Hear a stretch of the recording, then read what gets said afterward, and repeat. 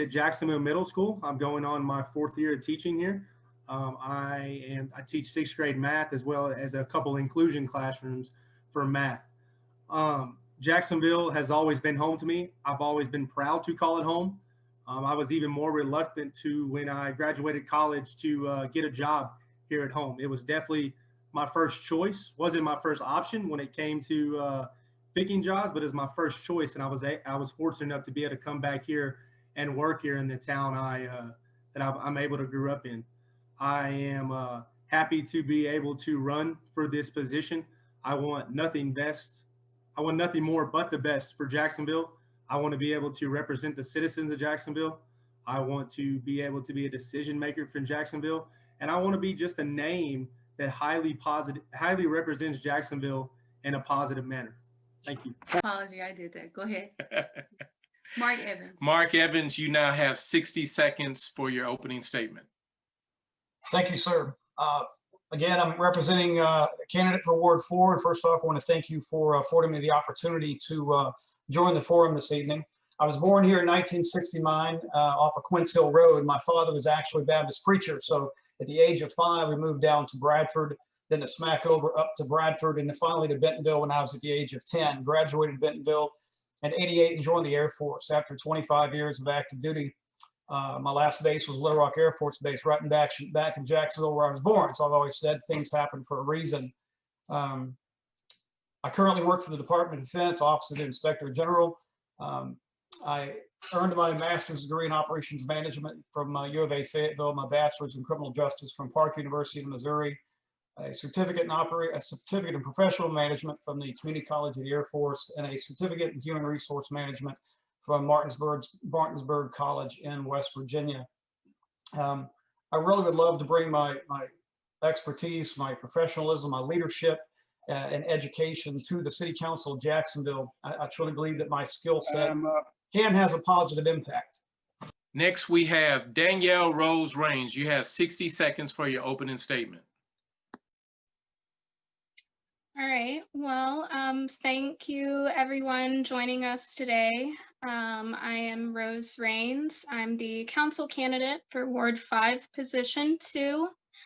Like Tanner, I was born and raised here. I graduated here in high school, and I went on and did my undergraduate studies, double majoring in business information systems and computer science. From there, I did 2 years of national service through AmeriCorps, and currently I am working sales with FedEx, working from home, and I'm looking forward to doing my graduate degree for economics. I'm looking forward to having the opportunity for running for this position and providing someone to listen to the concerns and questions of the community. Thank you, Danielle. Next, we have Roger Sudemeyer. You have 60 seconds for your opening statement. All right, thank you so much. Hopefully you can hear me over the volleyball match that I'm at. So I'm gonna apologize in advance. Again, my name is Roger Sundermeyer. I am looking for the position of Ward 5 Position 2. Like most people so far tonight we've heard from, born and raised here, lived in Jacksonville all my life. The only time I was gone from Jacksonville was when I went away to college, and I came back and raised my family here. I have 2 daughters. Emily is 20 and Allison is 15. Been married to my wife Randy for 22 years. I should have known that sooner. But just looking forward to the opportunity to represent, be a voice for Jacksonville, and not just, a certain ward, but represent Jacksonville as a whole. I look forward to that opportunity. I think one of my strengths is just listening. You've been married for 22 years. You learn to listen and empathize. And I'm not necessarily the loudest voice in the room, but I'm one of the strongest voices. And just a leader. Look forward to continuing the work that I've done in the community for so long. Just look forward to the opportunity to serve Jacksonville. Thank you, Roger. Lastly, we have Brian Blevins. You have 60 seconds for your opening statement. Thank you again for having this forum. I definitely like to thank the NAACP for this and everyone who took time to come listen to what all we have to say. For those of you who do not know me, my name is Brian Blevins, and I'm running for the City Council Ward 2, Position 1. I wasn't born here. I did not attend school here, so I definitely didn't graduate from here. I'm not married, and I don't have any kids going to school here. Those things, however, I don't believe are requirements nor qualifications for this extremely crucial position. I chose Jacksonville as my home over 20 years ago, and I'm passionately invested in the growth of our community and the progress of this city. When I accepted the challenge of running for this abandoned seat, there was no other reason than to continue my journey to improve this place that we call home. Citizens of Jacksonville, like myself, are concerned with the direction the city's been heading in. There are things that this community had been needing for years, and for those years, those needs have been trumped by inconsequential ones. The focus on the city has been seemingly stagnant, clouded, and dated, but what I bring is a focus that's vibrant, progressive, and crystal clear.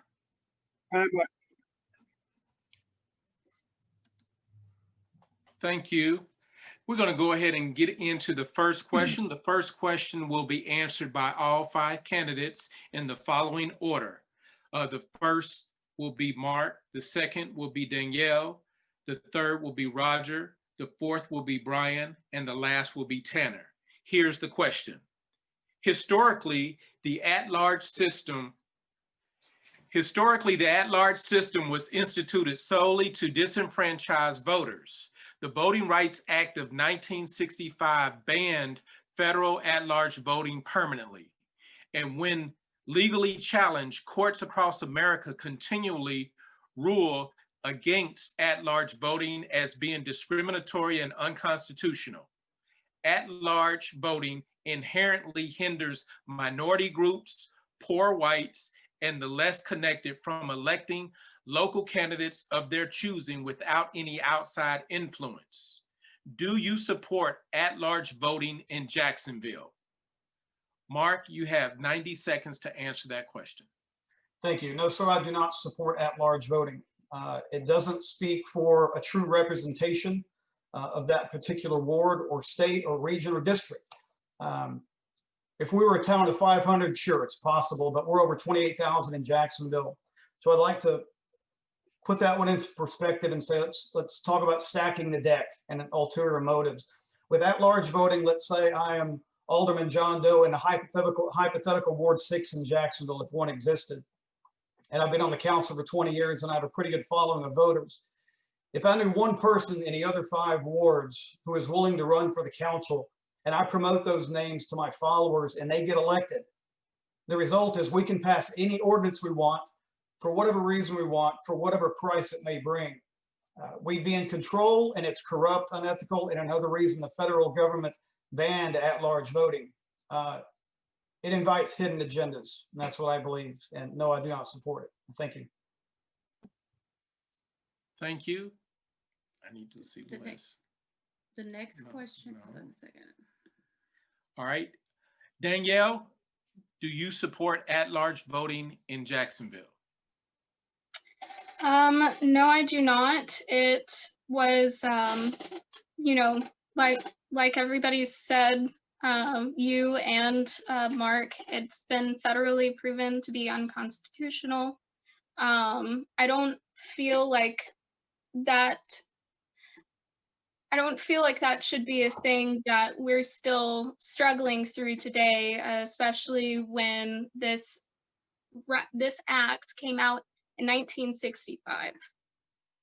It disproportionately sways the representation of this community and causes a lot of issues of corruption.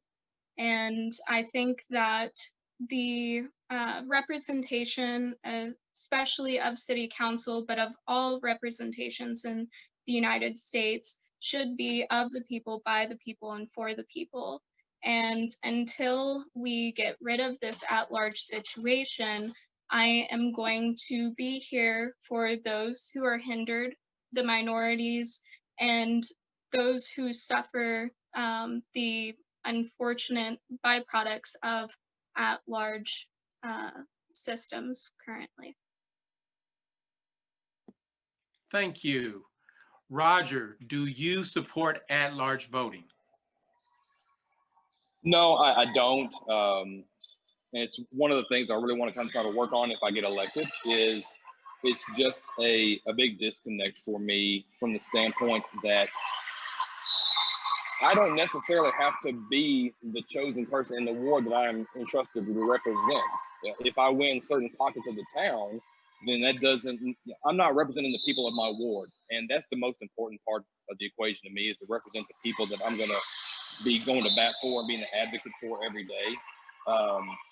I've heard people in the last few days, as we've discussed, this concept, that it does lead to some situations like in Pulaski County Special School District, how people would protect their own areas. And I guess I'm just a little naive to think that if it's good for me, it's good for Jacksonville. But I think by and large, if we're going to move forward, we need to either revamp the model that we currently have or blow it up totally. I just don't think that this works for our community right now. And I'd love to hear the thoughts from other people as we go forward trying to make this happen. Thank you. Brian, do you support at-large voting? I do not support at-large voting as it is right now. I think that there are some characteristics of it that work out, and maybe some of that could be pulled to amalgamate into a new form where everyone can win.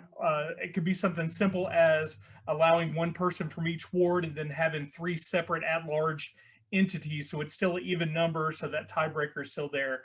But as it sits right now, no, it does, like Mark said, invite many opportunities for I guess non-appropriate actions to be taken, and again, deck stacking for sure, which we've seen, multiple times with multiple issues that we've had here in Jacksonville. So no, I do not agree with it as it sits. I think there are definitely ways that it can be changed, and I'm looking forward to getting in there and discussing those changes with my fellow council members. Thank you. Tanner, do you support at-large voting? No, I do not support at-large voting. I agree with what everyone else has said. What everyone else has said on their behalf.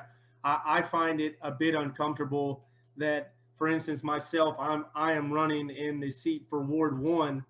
I may lose Ward 1 and win all the other positions, but what that tells me is that the citizens and the residents of Ward 1 do not want me to represent them on the city council, or that I did not get enough votes to represent in that ward.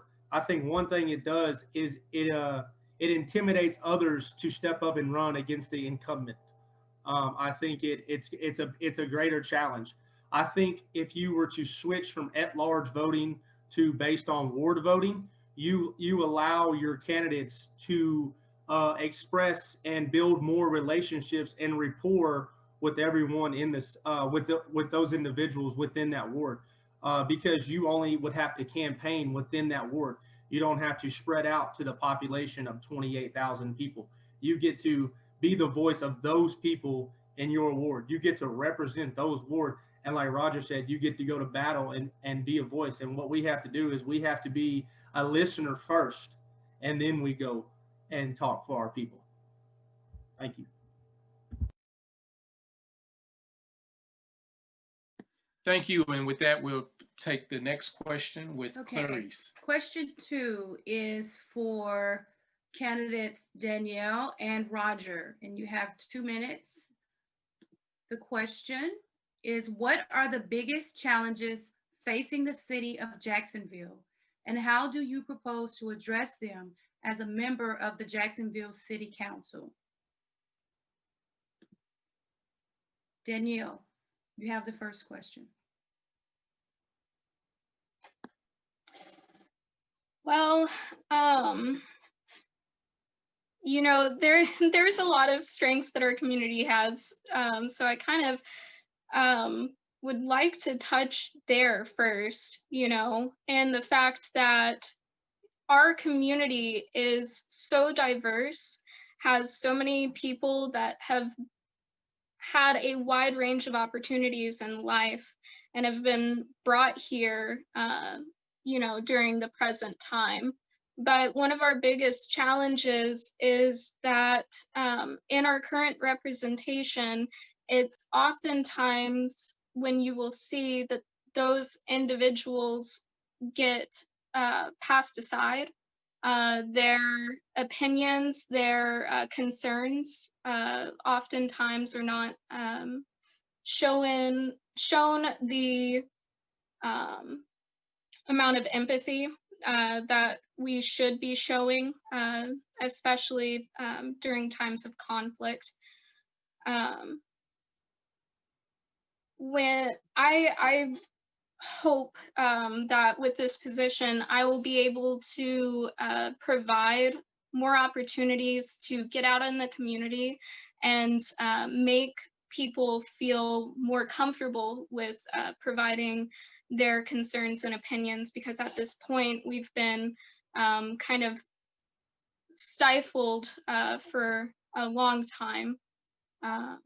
And this community is full of strong people that were forged and tempered with Jacksonville grit. And I'd love to be able to show that and represent that part of my community. Thank you, Danielle. Roger, you have the same question. I will read it again for you. What is the biggest challenge facing the city of Jacksonville, and how do you propose to address them as a member of the Jacksonville City Council?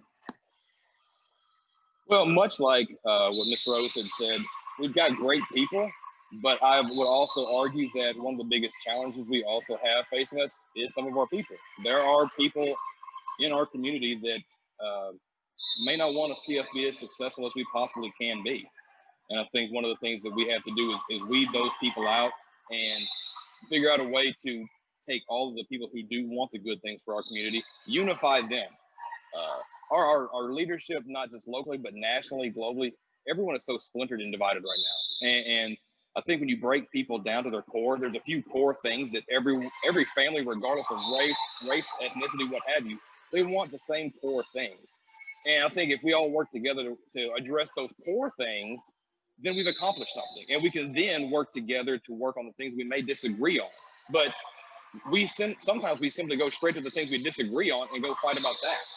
And I think there's more power in finding the things we can find commonalities in and work towards achieving those goals. And then we can work on the stuff that we're struggling with individually. But I think we just got to unify. We've got to unify our people. We're all rowing in different boats, but we're going the same direction. Let's get in the same boat and row and get there 3 times as fast. I mean, I think we're tearing ourselves down in the process. Thank you so much. We're going to go to question 3. Yes. Question 3 is for Brian, Tanner, and Mark in that order. Question 3. Considering postgraduate opportunities in Jacksonville are limited, why would anyone consider living in Jacksonville? What ideas do you have to encourage people, especially recent high school graduates, to remain in Jacksonville and have meaningful community engagement?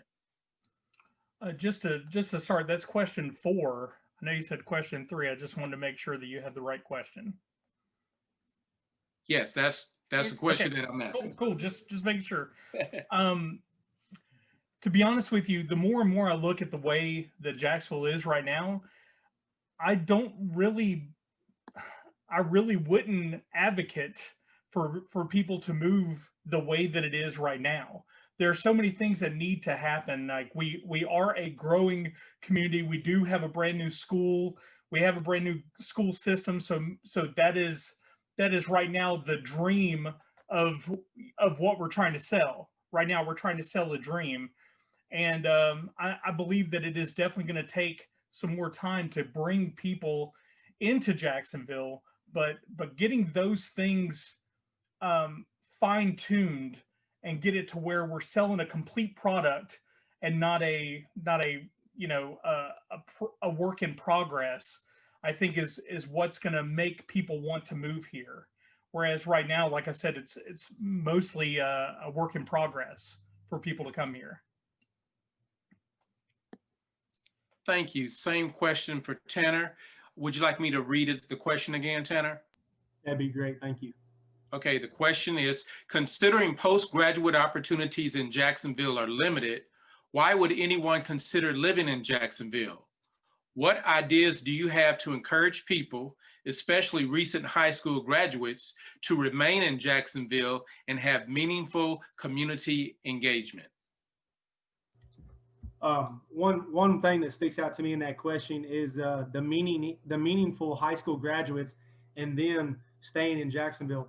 My hope is that we have high school graduates that have graduated from the great school district that is being created right now, that is offering so many valuable and great programs for our scholars to be successful, and that they can take that knowledge and those credits and those courses and possibly extend out to Jacksonville, whether that's going to college, whether that's going to work on their trade. Right now, we have the college campus on base that doesn't offer a wide variety of programs. We don't have many trades that is offered. That's offered in Jacksonville. Sometimes we have to find those trades outside of town. I think the biggest thing is getting these people who do graduate, and once they find their career, is getting them back to Jacksonville. I think we have to bridge the gap and encourage them to come back to Jacksonville. Now, once they graduate and they can be successful in their career, then it's time to get married and have kids. And I would encourage anyone right now to come back to Jacksonville based on the state-of-the-art facilities that our school district is building, based on the programs that they are offering, based on the teachers that are teaching our scholars. I would even base it on the endless amount of neighborhoods that are here in Jacksonville, and just the people that are in Jacksonville. I've never met a bad person in Jacksonville. I have personally never met a bad person. I've met so many different people that has always decided that it's better to be a friend than a foe, and reach out and be a helping hand. And I think Jacksonville, the people, is a big part of what makes Jacksonville so special and how they can help others. Thank you. And thank you. Mark, you have the same question. I'm going to go ahead and reread it. Considering postgraduate opportunities in Jacksonville are limited, why would anyone consider living in Jacksonville? What ideas do you have to encourage people, especially recent high school graduates, to remain in Jacksonville and have meaningful community engagement? So I'm going to answer that in two parts. I'm going to get to that one, but I commend Tanner for being a part of the solution, because education is the key to pretty much everything. In 2016, I completed a research thesis called "Education's Effect on Crime," which also education can affect personal income, personal potential, and everything. And so I did a research. Actually, there wasn't statistical significance, but it was essential that over 50% of our nation's on average prison population had no high school education. Jacksonville's, the last statistical recording was around 83% graduation rate. We need to do our best to help our school district, even though they have their own government entity, to raise that, reduce the dropout rate, and give them the incentives such as after school tutoring and after school programs to keep them. Now, when it comes to this particular question, I would like to use the term internships. I know that's really on the collegiate level, but let's say we take our city entities such as the fire department, police department, even our city government, and businesses around Jacksonville that are willing to possibly bring in our juniors and seniors after school or on the weekends, and obviously paying would be great, but to teach those necessary skills and teach them what it means to be a part of the community, whether it's the first responders or the middle machine that makes the city run. I think internships would be a great and viable option to give them opportunities and potential, once they graduate high school. Thank you. Okay. Question 5 are for 2 candidates. You each have 2 minutes. Question 4. I'm sorry. Even them. Okay, I apologize. Question 4, number 4. Each candidate has 2 minutes to answer Roger, Brian, and Tanner. First question goes to Roger Sundermeyer, and your question is, the city of Jacksonville has many businesses closed. the city of Jacksonville has seen many businesses close or even bypass the city. What economic plan ideas would you like the Jacksonville City Council to enact to attract new businesses and or retain current businesses? And I can reread that if you need me to. Okay, thank you. Wow, that's a pretty broad one for 2 minutes, right? So yeah, we have seen several businesses choose to go up the road or either direction, and I think a lot of that Jacksonville gets a very unfair shake, and I'm not quite sure yet why that is. I mean, I think when you look at what the bean counters and the people in boardrooms look at, they look at what they feel best as far as who will support their business. And what I've seen repeatedly with the Chili's and the Lowe's and these instances when a business takes a chance on Jacksonville people show up huge. I mean, Jacksonville people will support. And I think that's a big misconception about the people of Jacksonville, is how resilient and how supportive they really are. A lot of times, unfortunately, Jacksonville doesn't make a lot of sense on paper right now. And so we've just got to find people who take a chance on us and will believe in our story and see the past success stories. But as far as what we can do, I think the number one thing we have to do is we need to work with our planning commission and find out what is one of the things, because I remember a couple of instances previously where it just seemed some of the details that a planning commission needed to get a business to relocate seemed a little granular. And I think sometimes we need to have a little grace and figure out ways to make it work for the business, whether or not it's maybe the most aesthetically pleasing or maybe the most beautiful facility, whatever. Let's worry about that part later. Let's get the business in here. Let's help that business be successful. And let's use that to springboard to other businesses who will see those success stories and say, Jacksonville does make sense for us. Thank you, Roger. Next question, same question, Brian Levins.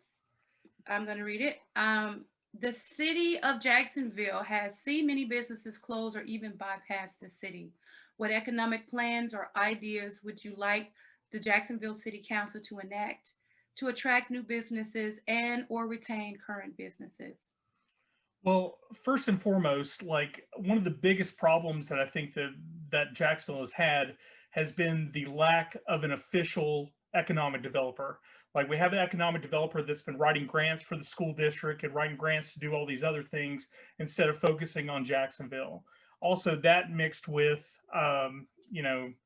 our Chamber of Commerce that has been, luckily they've been doing very well recently, but as of late, they have just had a track record of failures. So I think what we need to do is we need to, as a city council, we need to focus on bringing in an actual economic developer, someone who will focus on Jacksonville. Unfortunately, other than taxes, I don't really know what Jacksonville can do. And they already mix the taxes, with the property tax and the privilege tax of them coming in to give the tax breaks to bring in more businesses. But what we need to do is we need to start we need to start having somebody who will work for the businesses, because right now the city council that we have is not proactive at all. They are all reactive. So getting on the city council and being proactive to go out and bring these people in here and basically look for what they're, anticipate their needs before they get here, because we all know what's wrong with the city. We need to just anticipate it, fix what we have, and don't worry about what we don't have right now, but fix what we have to make what we have appealing, and then we can go for there. Downtown with no lights, it looks like a ghost town at night. I mean, we want a nightlife. That's half of the time we're not getting. So there are plenty of opportunities for business. We just need to be proactive and not reactive. Thank you, Brian. Tanner Rupel, you have the same question. I'm going to read it for you. Let's see here. The city of Jacksonville has seen many businesses close or even bypass the city.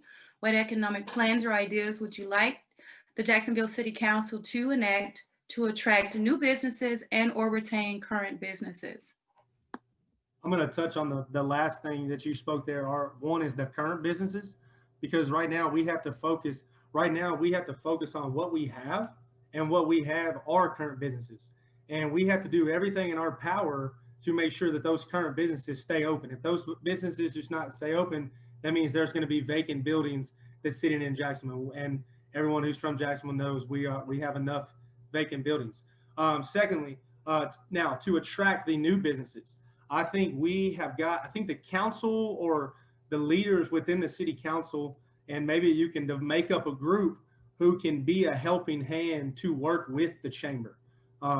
Because I believe the chamber should help provide that type of sense on reaching out to these other business owners, reaching out to these investors. And so if the council can make up a group of folks because to help with the chamber and be a helping hand for these businesses. Roger made a good point. He said that when a Jacksonville business does come, Jacksonville turns out, and we have a lot of local businesses that a lot of Jacksonville residents do support. And I think what we have to be, the city has to be recognize those businesses, the new ones and the current ones, and being able to help promote those as well. Social media is a great way to promote. It's free. Everyone's using social media these days for the most part. So I think if we can bridge the gap and create a plan and be a helping hand to the chamber, that would help us attract new businesses and focus on keeping the ones we have as well. Thank you. Thank you, Tanner. We're going to question 5. It is also a 2-minute question, and the 2 candidates that will be answering question 5 are Mark and Danielle in that order. The question is as follows. Is the planned sports complex a good investment, or will it cost the city money like the shooting complex? Do you support it? Well, thank you. My knowledge of the sports complex is minimal, but what I do understand of it, it's going to be around 440 in Rixey, I believe, somewhere near what we call in this area the Trash Mountain. Anything in close proximity to that is, I don't necessarily if it's the right answer. I haven't seen the full plans, but last time I checked, if it was built next to that landfill, when I drive that area on 440, my windows must be up. Only thing worse is really a sewage plant. If visitors to that complex were expected to play, eat, and sleep next to that, Mother Nature better give Jacksonville a northerly wind for the rest of its existence. Again, I haven't seen the plans, but Mother Nature, she throws the trump card and anything if she has the opportunity. Again, I would have to see those plans, but if it is near that and we have a southerly wind, it's going to spell disaster. But that's it. Thank you. Thank you. Next, we have Danielle Rose Rains. The question again is the planned sports complex a good investment, or will it cost the city money like the shooting complex? Do you support it? Well, like Mark, I am not, I don't know a lot of information about the exact plans of it. But one thing that I do know, I served in my national service there in Vicksburg, Mississippi, which is a city that is close to the same size of Jacksonville, but has a lot more traffic, both national and international, and their sports complex has not come in the positive yet. I know that would be a good service to provide this community, be it that it is in an optimal place that you can actually work out in without gagging. But I think that we definitely need to be considering the long term as far as the amount of investment that we're going to be putting in versus the return on that investment. And I don't think that it is cost effective at all. Thank you. All right. Moderators, are we allowed to speak to that question, or is it just to those 2 people? Tanner, you'd like to speak to that question? Is that what you're telling me? I would just like to give kind of some of the outsiders not necessarily answer the question, but just say to the ones watching, I am a part of the softball program that is here in Jacksonville, that's nationally, that's in Arkansas. There's a lot. We have a huge social media page. I've played many adult softball tournaments. I've helped run some youth tournaments, and the talk that I'm, regardless of the smell or where it's located, folks want to see this happen, regardless of where it's at. The softball community, there's people that travel many a mile, spend lots of dollars to travel to play a slow pitch game of softball. And I know that's not just what it's for. It's more, and it can be for the youth. It's going to be for the adults. But there is a lot of talk about this right now in the softball community. And if you drive past Dupree Park on one of the busy weekends, it is filled up with people from all across the state and all across from our neighboring states to come to Jacksonville to play a backyard game, basically. Thank you for all. Let me have the opportunity.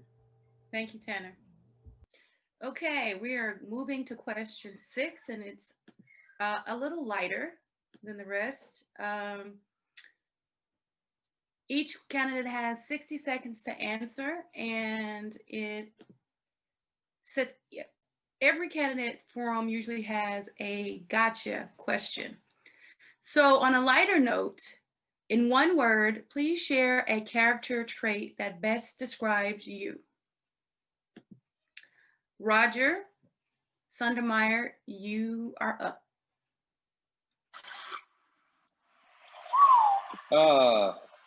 Well, that is the word. So, I'm gonna go with resilient. Can you say that again? You have background noise. Resilient. I'm sorry. I'm just gonna go with resilient. Okay. Thank you, Roger. Brian Blevins. I can repeat the question, or? No need. Like, my word is definitely determined. Determined. Thank you. Tanner Rupel. My word is positivity. Positivity. Thank you. Mark Evans. Thank you. My word would be diligent. Diligent. And Danielle Rose Rains.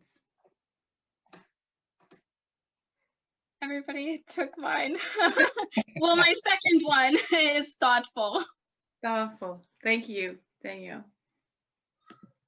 All right, now we're going to go to question number 7.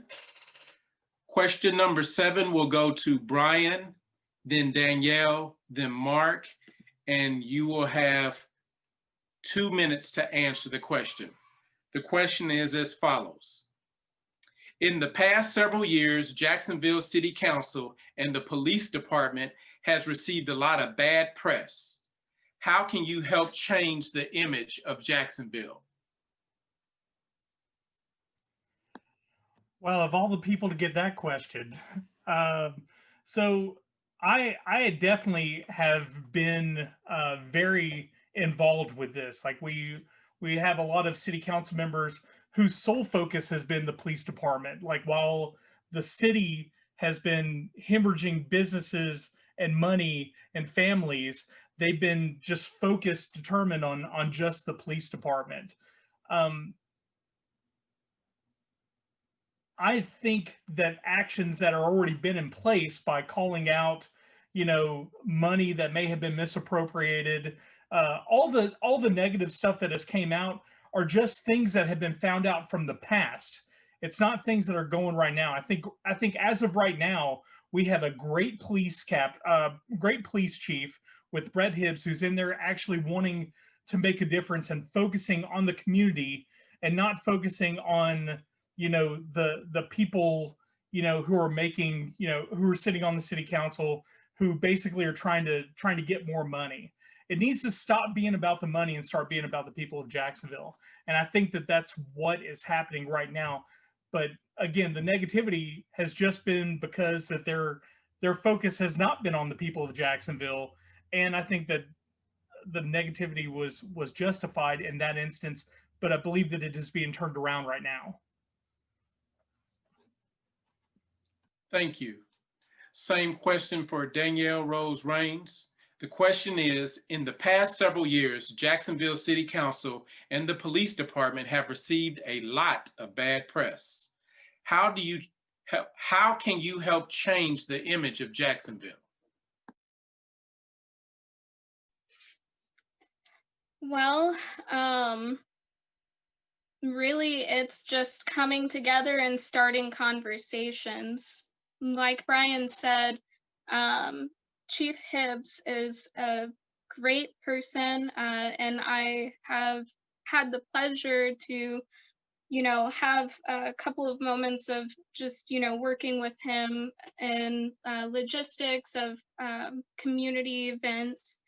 But I would love to continue that work and start the conversations, During my 2 years of national service, I was elected appointed to a position in the Community Volunteer Ambassadors, which is a program that is there to start the process of learning how to implement Executive Order 13583, which was an executive order created during the 44th administration, which is all about inclusion, not only within the department, but with the community that it serves as well. And so I'd love to see the conversation start and inclusion beginning. Thank you. We have the same question for Mark. I'm going to read the question again. In the past several years, Jacksonville City Council and the police department have received a lot of bad press. How can you help change the image of Jacksonville? Thank you. Well, certainly Jacksonville Police Department, I will agree with Brian and Rose that Chief Brett Hibbs, I think he's the right man for the job. That legacy of their last name has been through JPD for many, many years. And for him to be promoted over 3 captains as a lieutenant says a lot for the man's character and his ability and leadership. Negative press, obviously causes a lot of people to jump ship and transfer to other departments and even other non-police jobs. One challenge with our police department right now, I can agree with many, is we can only do so much as a city with the budget that we have. The revenue is not like it was back in the day. I believe it was Chief Franklin, the previous chief before Hibbs and McCullough that resigned, cut 10 positions. That puts a lot of strain on our department. But with whether it's longevity pay, certificate pay, the city, once we paid education. You take a class as a police officer, fire department, or city employee for that matter. If you get an A in that class, we give you 100% tuition reimbursement. We don't have that incentive where other departments do. That's why the pay is similar. But when you add those incentives or take away those incentives that other departments have, we lose them right out of training. The other difficult one, let me say a positive thing here, Chief Lafayette Fire Department. I think him and Brett Hibbs are connected at this point, but Chief Lafayette came over from Assistant Fire Chief on Little Rock Air Force Base, instituted a lot of the recognition and incentive programs, firefighter, paramedic of the month, of the quarter, of the year, has an annual banquet that's very formal. When you give positive reinforcement to your folks and take away the negative, we have honestly at this point have people lined up to join Jacksonville Fire Department. We have people in the pipeline ready to come through the JPD with all the background checks, the initial screening, the physical, everything else. If you have a pool of 100 by the end, we're looking at maybe 5, and those folks come out of.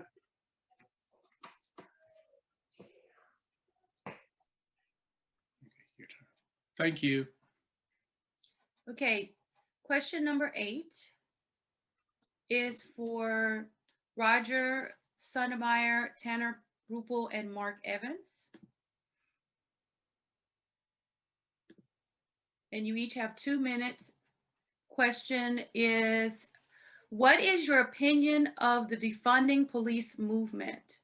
Do you believe additional funding of the police department would raise professionalism and ensure quality candidates can be hired? I can read that again if you need me to. Yes, ma'am, please. What is your opinion of the defunding police movement? do you believe additional funding of the police departments would raise professionalism and ensure quality candidates can be hired? Well, what I believe is that I don't have a full understanding of the entire program and the entire movement. I don't understand it all. I'm still learning and I'm still asking questions about it. And I want to make sure that we get it right. If we do something locally, I want to make sure we do it right. Anything that happens nationally, we want to do it correctly and with the right heart. As far as investing more money into the department, I think I agree with the investing more money into different programs. There's different outreach programs. There's different ways to reach and get the same result without additional police on the street, for example. I've heard that there's opportunities to invest more in boys and girls clubs. There's more opportunities to invest in cultural and community outreach programs. And I think we start there. We start with a conversation with our community and say, what do we need the most of? Is it to really take a hard look at who we are as a police department and what's going on? What would the community like for us to do and like to see? And I think that's the crux of what we need to do more of, is engaging our community and listening to our community and doing something that fits for us. It may not fit the national model, but let's do what works for Jacksonville above and beyond everything. What works for us is what matters to us. Thank you, Roger. Tanner Rupo, you have the next. Question is, what is your opinion on the defunding police movement? And do you believe additional funding of the police department would raise professionalism and ensure quality candidates can be hired? Very similar to what Roger said. I don't have an answer to my opinion regarding the defund the police, but it's definitely something that I'm still researching, that I'm still looking at, especially when we're talking about it at a local level and at a national level. I would like to speak on it on the local level. I would like to see different funds go into the Jacksonville Police Department, but I want to make sure that those funds are going to be applicable to the city of Jacksonville. For instance, I was speaking to one of the SROs that are at our schools, and their budget is very slim to none, to my knowledge. That's to my knowledge. I would like to see that budget to be relooked at. I would like to see other budgets that's going to help promote possibly maybe more police officers come to Jacksonville, a reason for police officers to choose Jacksonville. But like in the question said, are we going to bring more professional ones? Are we going to be the ones that are the right men and or women for the job? Talking about. Thank you, Tanner. Mark Evans, you have the same question. What is your opinion of the defunding police movement? And do you believe additional funding of the police department would raise professionalism and ensure quality candidates can be hired? Thank you. Additional funding for training, 100%. Training. You can't ever get enough training in any occupation, especially law enforcement, when people's lives are at stake. It's full defunding and opportunity or potential. Well, there's no country or island in the world that doesn't have some sense or form of law enforcement. So I used to be on the Civil Service Commission in the city of Jacksonville. I sat through HR's hiring process with all the initial candidates. The first time they ever met them, you have 100 sitting in a room watching the shoot, don't shoot, spray, don't spray, tase, don't spray scenarios. That's your first step of weeding out the 40% that we consider crazy. The remaining 6% move on to the second piece. But let's say, half them make it through to be an actual law enforcement officer. What I've always said, whether it's police, military, or whatever, if common sense was a requirement, we'd lose half of our manpower right out of the gate. They try to teach law enforcement, through the use of force model, the escalation of force from just voice, then hands, then taser, to unfortunately firearms, to even canine. And no situation is the same. No two officers are going to react the same. If a suspect turns around and puts his hand inside of the vehicle, you shoot one time. If you feel your life is threatened, but once the threat is eliminated, the use of force is done. You don't shoot them 7 times. That's obviously a current event situation we have now. But defunding for the purpose of training, there's potential there, but don't take away the officers' role, the officer numbers, because that just compounds the problem and adds, especially in Jacksonville, we're already short-manned as it is. But Money for training, 100%. You can never get enough training in any job, especially law enforcement. Thank you. We're going to the next question. The next question will be asked to Danielle Rose Rains and Brian Blevins. This is a 2-minute answer. Danielle, all politics are local. Are you able to fairly separate the needs of municipal leadership from your personal political beliefs in order to serve all Jacksonville residents equitably? Please elaborate.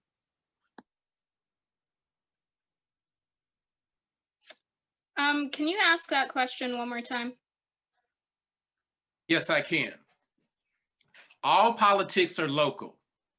Are you able to fairly separate the needs of municipal leadership from your personal political beliefs in order to serve all Jacksonville residents equitably? Please elaborate. Well, that's actually what I'm looking for. I'm looking for somebody who's able to run for a position and be able to represent the people instead of using the position to personify and basically give their ideas and positions the platform. I personally don't feel like I'm going to be in it much, simply because I'm not the kind of person that that is very aggressive with my thoughts. I put them in the room and I look for the inputs and opinions of other people, and then I develop my perspective from that. And I feel like that is qualities that we should be looking for all of our candidates. Thank you. Same question will go to Brian Blevins. I'll read the question again. All politics are local. Are you able to fairly separate the needs of municipal leadership from your personal political beliefs in order to serve all Jacksonville residents equitably? Please elaborate. Well, I believe that that is the problem that we have right now. I think that a lot of the people have been on the city council so long, they forgot what their oath was. And their oath was to do what was best for the city, not what was best for them. Like, our city is not perfect by any means. We have a lot of things that need to happen so we can start rebuilding and start healing. But we've had tons of city council meetings that were over in 5 minutes. Like, our city has so many things wrong with it that there should never be a meeting where there's not some kind of ordinance or fix to improve the city. We have this huge opportunity, and it's being wasted on things like, parking your RV off the street or behind, or making fences like wood and not chain link. None of those things are really helping the community. So yeah, when I come in there, my sole focus is to help the community. I can't say my sole focus, because obviously there's going to be some municipal things that have to happen in there, but my proactive motivation is going to be for helping the community and help build the community, because without them, we don't even have a city. We have people that need things. Like, I drive by and I see hundreds of people standing outside the unemployment office, and then we have jobs that are needed for the city. Like, why are we not reaching out to the community on more than an outdated website to let people know that we have jobs available?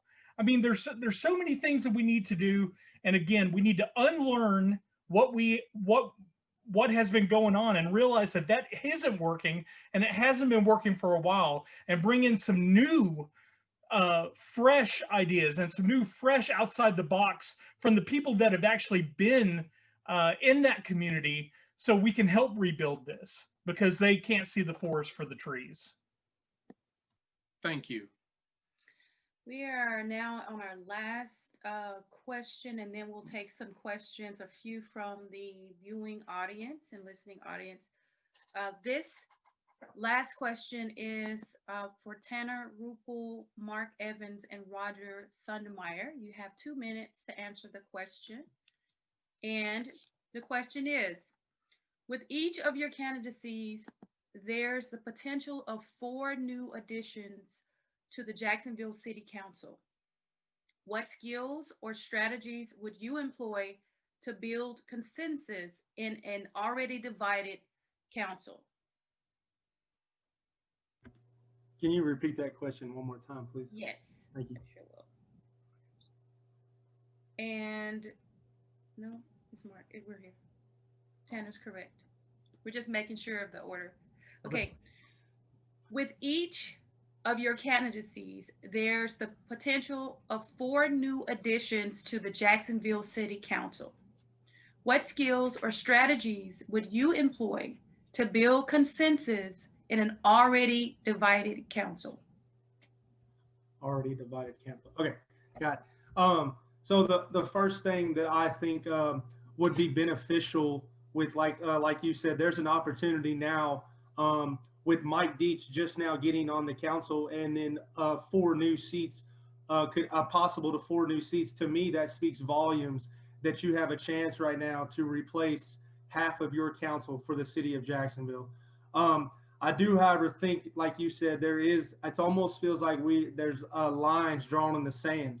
I think the first thing as adults, we have to hold each other professionally, and we have to hold each other accountable for all actions, not just the person sitting next to you, but the person sitting on the other side of the room for you. And whether that means attending some type of local workshops that will that's going to show how to handle each other in different situations, attending certain trainings that the public election offices may require us to attend. But at this point, if we continue drawing lines in the sand or picking to be with certain individuals, Jacksonville will not move forward. And it feels right now we are currently stuck. We are stuck in our paths for people to achieve maybe personal vendettas, if you will. And we have to, as a council, work together towards a common goal, which should be the best and for the well-being of the city of Jacksonville. Thank you. Thank you, Tanner.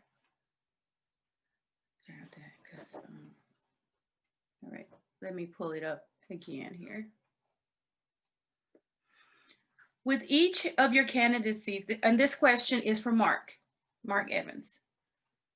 With each of your candidacies, there's the potential of 4 new additions to the Jacksonville City Council.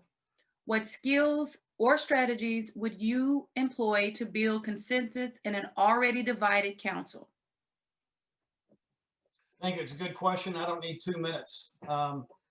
I served in 9 foreign wars, and half of those I was in a leadership position, and saw some pretty nasty things, but nobody did anything without a consensus of the group. Sure, there's always the chief that's going to point in the right direction, but it's not questioning leadership or questioning each other. It's throwing out constructive questions, considerations for the well-being of the group, the mission, and the ultimate goal, and that's to survive in the U.S. best interest. You know, the city council is not a private club, right? It is a group of people working together for the best interests of the citizens of Jacksonville. We don't make decisions for the betterment of 1 or 2 people. We do it for the majority of the folks that it's supposed to benefit. Teamwork and cooperation, that's all we need. I've been part of many teams, cooperated in many projects, collaborated in many endeavors. And if I can make it work in many foreign countries, I can make it work in 28,000 population Jacksonville, Arkansas. I promise you that. But it's about teamwork, not one person. Thank you. Thank you, Mark. Thank you. And No, yeah, one more. You got one more? Yes. Okay, great. Okay, Roger Sundermeyer, same question. With each of your candidates, there's the potential of 4 new additions to the Jacksonville City Council. What skills or strategies would you employ to build consensus in an already divided council? Well, I think number one, and this goes for anyone, myself included, we need to make sure that we're doing this with the right heart and for the right reasons, and that we are all willing to check our egos at the door. This is about something much bigger than ourselves. This is about the city of Jacksonville. 28,000-30,000 people are counting on us to do the right thing by them every day. And quite honestly, I don't want to come into a scenario where we're almost living in a reality show. We just need to go to work. And I think one of the things that I've always been it's been a God-given talent of mine is I'm able to listen and process from various areas and various voices and kind of take each side of the polar spectrum and say, all right, here's the things that we're all agreeing on. Now let's work on this. Can we all agree on this? I think it's just building consensus. I think there's also, there's people who may just not really know what their opinion is. They just want to hear an opinion. And so I think we have to whittle this down to which people's voices make the most sense for what we're trying to do as a community, as a city, and work on those and let those voices be lifted up and be the ones that are being shouted loudest. And I think that's just me. I'm just a processor. I'm one that can take all the different voices and listen and build consensus among that in a strong, compelling way. And I look forward to the opportunity to do that. I think one of the other things that we haven't really touched on yet, and I don't know how much time I have left, but is I'm looking at term limits. I look at term limits for city council. I think that's something that would incent other people to step up and become leaders. I don't think that I personally, I don't plan on doing this long term. If I can't get it done in a certain number of terms, then I'm not the guy, and I should be willing to admit that and move on. And so I think that's something that we should have that discussion in the room is, are we willing to discuss term limits as well to help keep new, fresh ideas churning through our community? Moderators, I would Thank you. love to say something as well, if you don't mind, to this. Please, Yes, go ahead. Thank you, Roger. Go ahead, Brian. I would like to state that, I've heard that it's like, hey, look, we need to quit living in the past. Well, unfortunately, the past is where these items have happened, and they've not ever been held accountable. Like, none of them have been held accountable. And we've seen a lot of things coming from our city council, from the people who have tried to have accountability put upon them, claim foul, claim victim, claim bully. Like, we don't have time for victims on our city council, coming from someone who was bullied in school, like, people that are bullied get to the points where they kill themselves. Being told, hey, you didn't do that right, or hey, you messed up, isn't bullying. And again, like, there's no place for that on the city council. We have people that need food, people that need jobs, and empty places that need businesses, and that's what we should be focusing on. Thank you, Brian. Thank you, Brian. We have a couple of minutes left, so we're going to do two things. We have a multitude of questions that have been sent to us privately. We're going to choose two viewers that will ask their questions. But before they do that, what I'd like to do is I'm going to call out each of the candidates, and I'm going to give you 1 minute to address something that you wanted to address or answer a question that you wanted to be asked of you tonight. Starting with you, Mark. 1 minute. Awesome, thank you.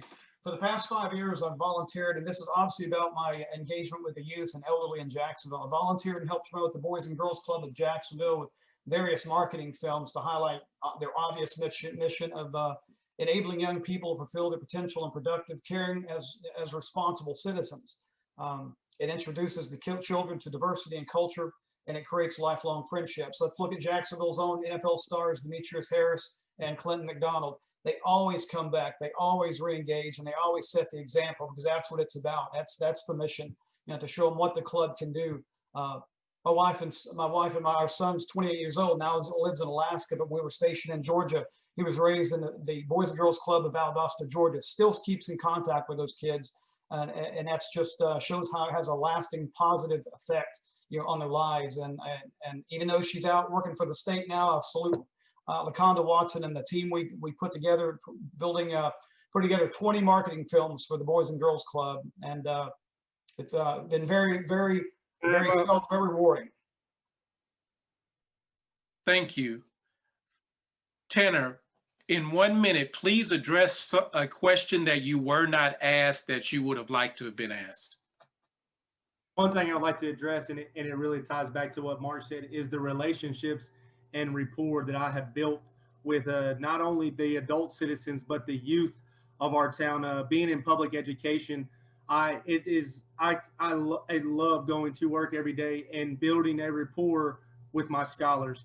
And not only building a rapport with those scholars, but I'm able to build a rapport with their parents. I'm able to see them outside in the community. And one thing is I want to be able to take that professionalism to the council seat and be able to continue to build rapport with more individuals and more citizens of Jacksonville, being able to build relationships and rapport with more business owners and other city leaders. With the youth, I have attended numerous games at Excel Park, Dupree Park. I've said it, Huff and Puff, and watch them do gymnastics. I've been to the Mighty Vikings field and watched some of my scholars play. And it's like when the random grandparent comes from out of town and they look over and they say, "Oh, there's grandma or grandpa," and they start smiling. Well, it's when they look over and see that teacher who's there, it's building that extra relationship, and that's what I plan to do. Thank you, Tanner. Thank you. Ryan, in 1 minute, please address a question that you were not asked, but you wish you were. Well, I guess I'd probably like to talk about the sports complex. Like, I do think that there is something that is needed for this city. But again, it seems every time we come up with an idea, we want to build something further and further away from downtown, further and further away from Main Street. Like with Unique Furniture allegedly moving out of the position, and knowing that the Unique Furniture Shopping Center right in the heart of downtown is about to be available, I would love to see us take that $10 million and purchase that and continue with the downtown plan that was already set up before Mayor Johnson came in office. Like, we need a actual community center. We need an actual deal to bring in people from outside to come see what Jacksonville has to offer. Like, we need to have something for the A&P Commission to really spend their money on that will actually bring people to stay in the hotels, will actually bring people to eat at our restaurants. And I feel that that whole Unique Furniture Shopping Center can be renovated to be one of the most pristine places for events. Thank you, Brian. Roger, in 1 minute, please answer a question you were not asked that you wish you were asked. I'm probably just going to expound a little bit on a couple of statements that have been made previously. One, to Brian's point, and I don't disagree, but a lot of businesses look for that freeway visibility, and we've got to have that front door of freeway visibility that attracts people and makes them want to pull off on the exit ramp and go learn more about Jacksonville and spend time exploring. We've really got to, me personally, I kind of wish that we wouldn't have built City Hall right off the freeway. That's lost freeway visibility that could have been used somewhere else for something else. But that's just me. But to expand a little bit more on the term limit part, I feel like one of the things, because I ran in 2012 and I lost to an incumbent. And I was told during that time that the surest way to earn their vote was to be the incumbent. That's such a flawed methodology. I just don't understand how that even works, because just because you were the incumbent doesn't mean that you may have been the best person for that job. And so let's critique people individually on their merits each election cycle and make the most informed decision each election cycle. And to that point, I think we need to do a better job of mentoring the youth of our community and bring them. Thank you. And lastly, Danielle. But not least. Last but not least. Danielle, please, 1 minute. Take 1 minute to answer a question that you wish you were asked, but you were not asked. Well, I would definitely like to expand on the community question. I've been a big part, playing an active role in this community since I was in middle school. And one thing that I would love to do is to continue that, continue working in the community, talking directly to the community members, both youth and elderly constituents, and figure out what they need, And one of the biggest things that I needed as a young adult was a sense of direction and a place to go to find out who I am and what I believe in and what I stand for. And one of the biggest things that helped me with that was my AmeriCorps National Service. And that is a program that is not talked about enough in our local community and should be highly recommended to our community members who are looking to be young leaders of America. Thank you.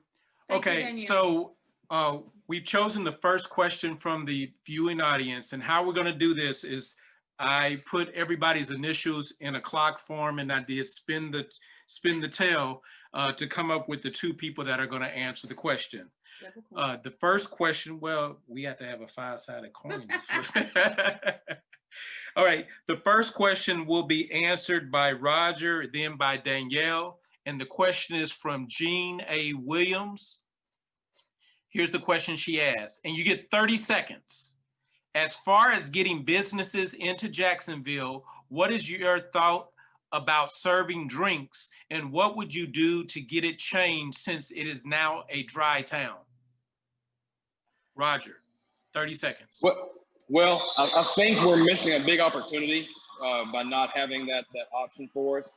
But it's something that needs to be studied a little bit more. It's not, I don't want liquor stores in every corner. I don't want that running rampant. I just want the restaurants that serve alcohol to have the opportunity to do so without restriction. Just because it's on the menu doesn't mean that I necessarily have to partake in that. But we need to have choices and options for our community to choose from. Thank you. Danielle, you have 30 seconds to answer the following question. As far as getting businesses into Jacksonville, what are your thoughts about serving drinks, and what would you do to get it changed since it is now a dry town? Well, I definitely feel like that is an opportunity that I would love to look more into and work with my council members, if I get elected, on working on getting those choices out there. One of the things is just, supply and demand, knowing how much opportunity is needed for a community, which goes into, doing that intensive study. But I think that with everything, with our community, Thank you. Yeah. All right. She should get a chance to finish your statement. Danielle, No, it's okay. You were right at the end of your statement. Could you go ahead and complete that? With a large community like we have, that is definitely something that we should look into. Thank you. All right, the next question is from Amanda Erickson. And the two people that won the spin the tail was Brian, followed by Mark. Okay. 30 Brian, seconds for 30 each seconds. answer. Given the level of corruption that exists on the council and the police department, what are you going to do to hold other council members and police officers accountable? Well, if anyone does know me, they know that I have been extremely vocal in trying to hold people accountable. Again, this whole vote is for change and accountability. One of the things that I will say is that when I get to the point where I acknowledge this, and we need to actually try to hold these people accountable on a very public basis. Like, again, when somebody's on the city council, there's no way to get them off other than a vote. Censuring them seems to be the only way, but the people that are on the city council don't want to censor each other, especially during election time, because they don't want to have the votes go against them. I'll vote. Thank you. Same question for Mark. Given the level of corruption that exists on the council and police department, what are you going to do to hold other council members and police officers accountable? How much time do I have? 30 seconds. Not enough, but I'll try. So obviously there have been multiple votes of no confidence, votes for resignations, vote for unethical activity. It's really just a statement. It takes the people of Jacksonville to remove them. Obviously, you give me the opportunity, I'll voice it. And we as a collective group have to just know that, yeah, the corruption and unethical activity that happens, there's no room or place for it, even in the police department. But the police department is making correction with Chief Hibbs. Vote the new folks in, look at term limits, and there'll be a solution immediately. All right, thank you. With this, we're going to go to our closing statements. Each candidate will have 90 seconds for your closing statement. And then followed by that, we'll wrap up and make it look good. And then we'll pass it over to President Barry Jefferson for him to give the closing remarks. We're going to start with Brian. You have 90 seconds for a closing statement.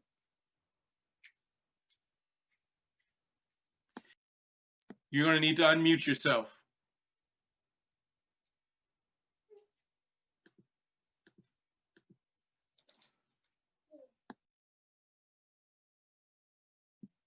Brian, you're muted. All right, there. We got it now? Your 90 seconds starts now. Okay. Unfortunately for Jacksonville, we are hemorrhaging businesses, families, and money at a rampant rate. You know, change is necessary to revive the city.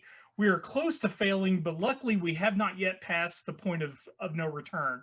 Vote for change and accountability by voting for me on November 3rd. This position means a lot to me. The only way that I can be your voice is for you to do your voice when you close that curtain behind you and vote.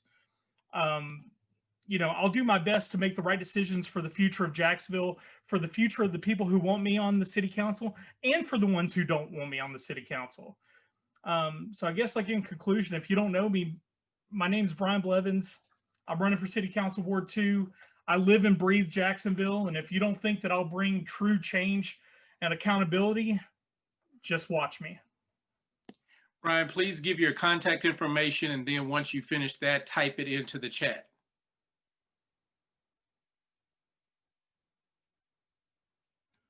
You can contact me via email at blevinsward2@gmail.com, which is my last name and the ward that I'm going to be representing. blevinsward2@gmail.com, and my phone number is out there as well. If you want to follow me, you can contact me on Facebook, Brian Blevins. I answer all my DMs, and I answer my phone calls. You know, I answer every phone call I get. So, and I'll put that in the chat as well. Thank you, everybody who showed up to hear us talk. Thank you, yeah, thank you. Roger Sondermeyer, your closing remarks. 90 seconds. Well, first of all, thank you to everyone for attending tonight, and thank you to the NAACP for hosting this. I think it's a great event, very informative. The biggest thing about me is I hope that anyone who knows me knows my heart and knows my body of work over the last decade and a half of being in Jacksonville, of working age, if you will. I love this town. I came back to this town and brought a wife from Mississippi here, and we raised our family here. And I can't see myself being anywhere else. And I want to create an environment and create a community that I know my kids want to come back to and live. And I think that's what we're missing right now is we haven't worked extremely hard to build a community that we can be proud of, but also our kids can be proud of and want to come back to. We're spending a lot of time pointing fingers and being divided, and you know, we just don't have a lot of time, and we've got to focus on the right things. And you know, I'm appreciative for the opportunity. Anyone on this panel tonight is going to make a great representative for the city of Jacksonville. It's not about me. It's not about me personally. It's about being a voice and an advocate for the community. And I look forward to the opportunity to listen and learn and be a voice for everyone in Jacksonville. And I appreciate the support on November 3rd. And I'm Roger Sondermeyer. I approve this message, and I'm Ward 5, Position 2. Thank y'all so much. Roger, give your contact information, and after you give it, also put it in the chat. Okay, I'll tell you what, it's probably going to be easier to put it in the chat because my last name is horribly long and bad to pronounce. So I'll type it in there, but it's going to be rsondermeyer@gmail.com. I've got a Facebook page, and I'll put that in there as well. But it's probably just a lot easier to do it that way. Thank you so much. Good deal. Thank you. Okay. Next, Danielle, you have 90 seconds for closing remarks, and in your closing remarks with contact information verbalized and written in the chat. All right. Well, thank you all so much for taking the time to learn more about the issues and the opportunities of the candidates that are running to represent us. As an AmeriCorps alum, I've pledged to get things done for America, to bring Americans together and to strengthen our communities. This pledge is a commitment that I vowed to take not only during my AmeriCorps service, but throughout my life. And I'm looking forward to the opportunity of coming back and helping support my community, recognizing where we are as a community, both professionally, financially, economically, and finding and working on solutions with the constraints that we have. I hope that you are not only learning, but executing the knowledge that you've gotten today, and that you just go vote. My name is Rose Rains. I'm running for City Council Ward 5 Position 2. You can find me on Facebook. I will put the link in there. You could also contact me via phone or email at droserains@gmail.com. Thank you, Danielle Rose Rains. We appreciate that. Next, Mark Evans, your closing remarks. You have 90 seconds. First off, again, like everyone else, thank you for Jacksonville NAACP for having me in this forum. It was very enlightening, very educational. In closing, with my leadership, managerial background, and education, my desire is to increase the City Council's efficiency in municipal development, increase the quality of life for Jacksonville citizens, and restore trust. I will bring a forward-thinking mindset to the table with the strategic decision-making capability. I've proven it in pretty many years in the past. I think our progression with new schools is spot on because quality education is the key to the future of our youth. I believe our vast Parks and Recreation Department is one of the best in the state. It adds quality of life to our families with children. Our community partnership at Little Rock Air Force Base is strong, has garnered many awards. It must remain strong because they are an economic engine. However, we need to improve our accessibility to emergency health care, pick up our pace in economic development, and find a solution to our vacant and outdated buildings. We also need to eliminate the lack of ethics and discord in our municipal government. I will bring proactive, responsive approach to the City Council of Jacksonville. And for constant improvement, we as a city must have constant change. Again, thank you for having me. You can reach me at mark.evans5@yahoo.com or Facebook page Mark Evans for Jacksonville City Council. Vote Mark Evans for Ward 4, and thank you for having me. Thank you, Mark. Please provide your information in the chat. Last but not least, Mr. Tanner Ruppel, you have 90 seconds for your closing remarks. Yes, I just want to say once again, thank you to the moderators for joining us tonight. Thank you to the NAACP for hosting this event. It's been very informative. I've gotten to know a lot about the other candidates. Thank you to the citizens of Jacksonville and those of you who joined. One big quote that I live on is, it says, success at anything will always come down to this: focus and effort, and we control both. I am 100% committed to the citizens of Jacksonville, and I stand for transparency. I'm focused to bring Jacksonville to a greater city than it already is. I want to be a helping hand in making those lasting decisions that just won't benefit a particular individual or individuals, but they'll benefit Jacksonville. I have a growth mindset, and I'm ready to use that to help move Jacksonville forward. I'm sorry. Like mentioned before, I've called Jacksonville home for 26 years, and I plan on calling it home for a much greater time than that. My family is here, and I look forward to raising my children here. I look forward to serving you all, the citizens. Please consider voting Tanner Ruppel for City Council, Ward 1, Position 2. You can reach me at any time. My email address is ruppelt@yahoo.com, RUPLET@yahoo.com. You can visit my Facebook page. You can contact me via text message, phone call, 501-454-4927. and I will get that in the chat. Thank you all very much. Thank you, Tanner. Thank you again to Brian Blevins, Roger Sundermeyer, Danielle Rose Rains, Mark Evans, and Tanner Rupel for tonight's forum and conversation with our community. We want to thank the community and thank the NAACP for this opportunity to host and be moderators for this very important election. All politics are local, such as was said in one of the questions, and that is very important. What happens in City Hall affects you a lot more profoundly than what happens at the White House. I want to make sure that come Monday, when early voting starts, that people start making their choice on how they're going to vote. You can vote by absentee ballot. You can vote early, or you can vote on Election Day, which is November 3rd. But what you must do is you must vote, and you must vote in a way that voting is not an event. Voting is a process. It's the beginning of a process, because the real work starts on November the 4th.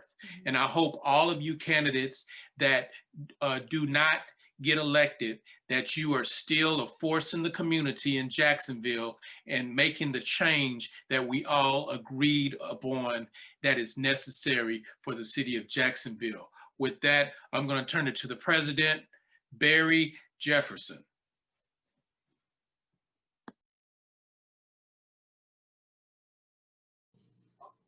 Hello, everybody. Thank you so much. I really want to thank our Clarice. I want to thank Kwame for moderating and standing up. I really appreciate you so much. Want to thank all the candidates. I think that is very important. I am very excited all of you came to speak to the voters of Jacksonville. We'll be placing this on Facebook so people can see it that couldn't make it today. I hated that the other two candidates, the two incumbents, did not come. I really wanted them to be here so people could actually see you and hear you and see your vision. And that's what this is all about. The Jacksonville branch of the NAACP want to say thank you to everyone. We want you to continue to do the things that you need to do. We need you to go vote. We need you to go vote early. If you can't vote early, do an absentee ballot. I just want you to go vote because you have some great candidates that was here today that spoke from their heart and say what they are going to do for this city. And I love it when you speak from your heart. Jacksonville NAACP is here for you. If you need us, just call us and we'll be there for you. We're always out here fighting for, I call them the little man or the person who don't have a voice, okay? Because your vote is your voice. Your vote is your voice. Remember that.